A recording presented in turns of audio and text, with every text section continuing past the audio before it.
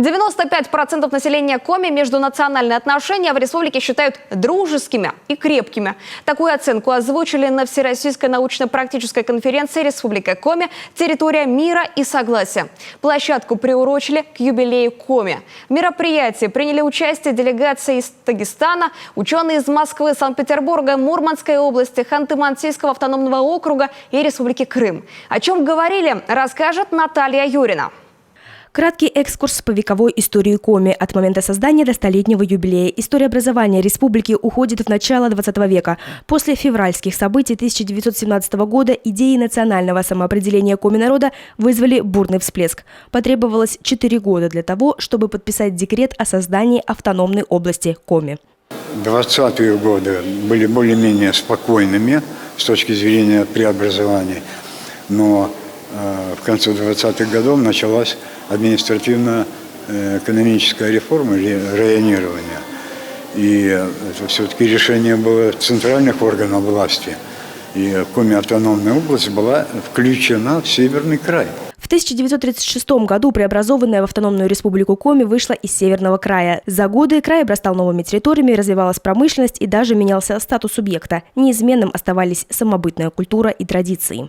Исторический опыт показал, что принятые 100 лет назад решения были верными, а сегодня республика является экономически самостоятельным субъектом Российской Федерации со своим особым хозяйственным укладом, этнокультурными традициями.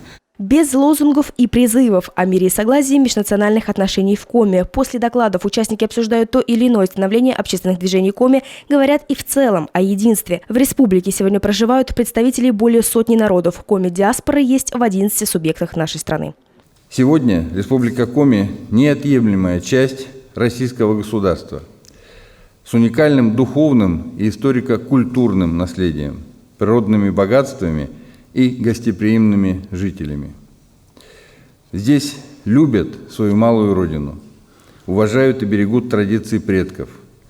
Мы гордимся успехами и достижениями всех, кто трудится на земле Коми и меняет жизнь к лучшему. Дружба с годами становится крепче. За 8 лет показатель крепости межнациональных взаимоотношений в Коми вырос на 10%. Для этого правительством республики ведется масштабная работа по укреплению скрепов и гармонии между народами. Мы уделяем достаточно большое теперь ему внимание. Это работа с молодежью. И лидером, наверное, является здесь МИ. Это молодежная организация Коми-Вуйтер, которая выходит с новыми инициативами, интересными инициативами. И мы понимаем, что сейчас этот вектор направления работы, он должен быть достаточно большим, объемным.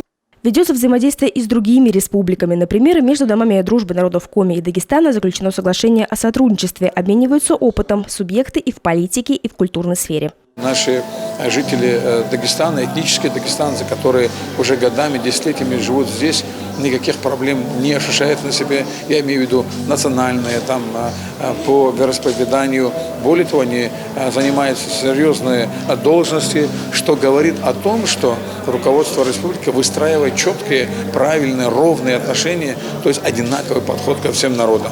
Как показывают исследования Центра наследия и единства, жители республики прежде всего ощущают с теми, кто живет в их населенном пункте и республике. Национальность и вера по результатам опроса занимают заключительные позиции. Это очень даже хорошо, что сегодня все конференции, невзирая на все те разногласия, которые происходят в обществе, что они совместно работают, укрепляют эту дружбу между народами, между населениями. По данным 2010 года, 90% населения республики – это коми и русские, остальные – представители других национальностей. Как отметила директор Центра наследия Ольга Кузеванова, за последние 10 лет состав народов, проживающих в Коми, изменился. Как и насколько, покажет перепись населения в этом году. Несмотря на цифры и данные, мы все жители одной большой многонациональной страны. Наталья Юрина, Вячеслав Беспалов, телеканал Юрган.